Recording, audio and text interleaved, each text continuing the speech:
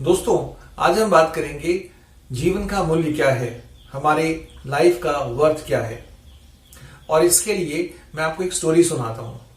एक शिष्य अपने गुरु के पास जाता है और वो पूछता है, गुरुजी, जीवन का मूल्य क्या है और किस तरह हम इस मूल्य को जान सकते हैं। गुरु शिष्य की बात सुन के मुस्कुराता है और गुरुजी शिष्य को एक नीला पत्थर उसे देते हैं और कहते हैं कि जाओ बाजार में इसका भाव पता करके आओ। अलग अलग लोगों से पूछो कि इसका भाव क्या है, इसे बेचना मत। जब तुम वापस आओगे तो मैं तुम्हारे इस प्रश्न का जवाब दूंगा। गुरु की आज्ञा लेने के बाद वो शिष्य बाजार में जाता है उस नीले पत्थर को बेचने के लिए, यानी उसका मूल्य पता करने के लिए। सबसे पहले वो शिष्य एक फ्रूट वाले के पास जाता है, एक फल वाले के पास जाता है। फ्रूट वाला उस नीले पत्थर को देखता है और कहता है कि ये एक चमकीला पत्थर है और मैं तुम्हें इसके बदले में 2 किलो फल दे सकता हूं, 2 किलो फ्रूट दे सकता हूं। शिष्य उसके बाद आगे बढ़ता है और वो एक सब्जी वाले को वो नीला पत्थर देता है।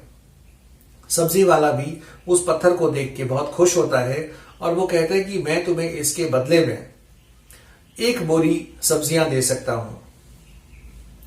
शिष्य मन ही मन मुस्कुराता है और उसके बाद वो जाता है एक व्यापारी के पास।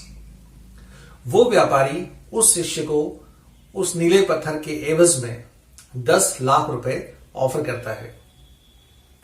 यह सुनकर शिष्य बहुत खुश होता है, लेकिन चूंकि गुरु का आदेश था कि वो उसे न बेचे, तो वो व्यापारी से वो नीला पत्थर लेके आगे बढ़ता है और एक सुनार के पास जाता है, एक गोल्ड स्मिथ के पास जाता है। सुनार उस नीले पत्थर को देखता है, आश्चर्यचकित होता है और उस ब्राह्मण से पूछता है कि तुम्हारे पास ये ब्लू पत्थर यानी ये सफायर नीलम कहां से आया? ये बहुत कीमती है, मैं तुम्हें इसके एवज में 50 लाख रुपए दे सकता हूं, ये तुम मुझे दे दो।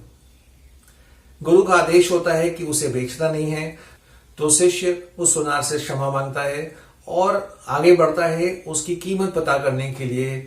और इस बार वो जाता है एक बहुत बड़े डायमंड बिजनेसमैन के पास, हीरो के व्यापारी के पास। हीरो का व्यापारी चूंकि बहुत पारखी होता है, वो उस नीले पत्थर को, उस नीलम को देख के आश्चर्य में डूब जाता है और वो कहता है कि तुम्हारे पास इतना बेशकीमती, इतना बहुमूल्य नायाब नीलम कहां से आया? वो हीरो का व्यापारी उस शिष्य को कहता है कि मैं अगर अपनी सारी संपत्ति भी बेच दूं तो भी मैं तुम्हें इस नीलम की सही कीमत नहीं दे सकता।